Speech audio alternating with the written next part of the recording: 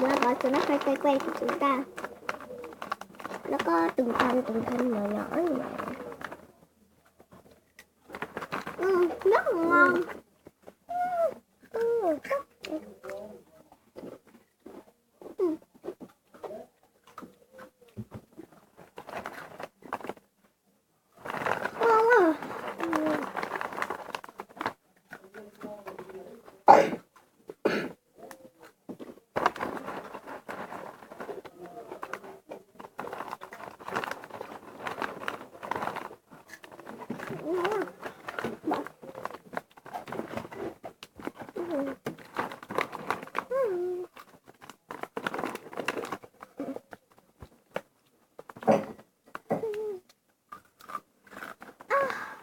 Ngủ với bố đây. Bố. Bố đây.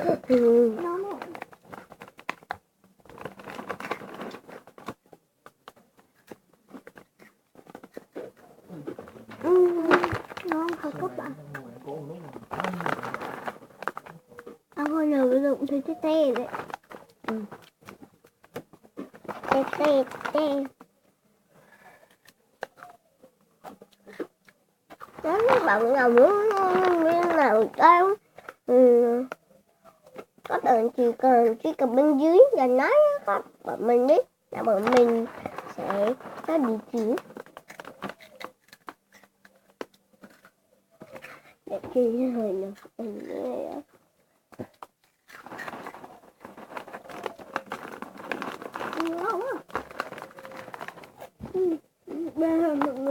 quay 2 phút, hôm nay còn thừa 20 giây.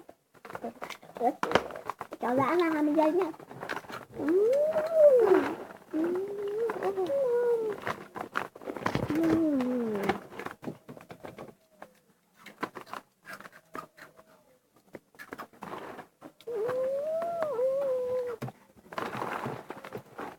Ôi dồi, video của bọn mình đến đây là kết thúc rồi. Hãy bye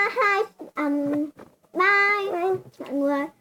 Hãy đừng quên like, share và subscribe để bọn mình là người xem video mới nhất nha. Xin chào.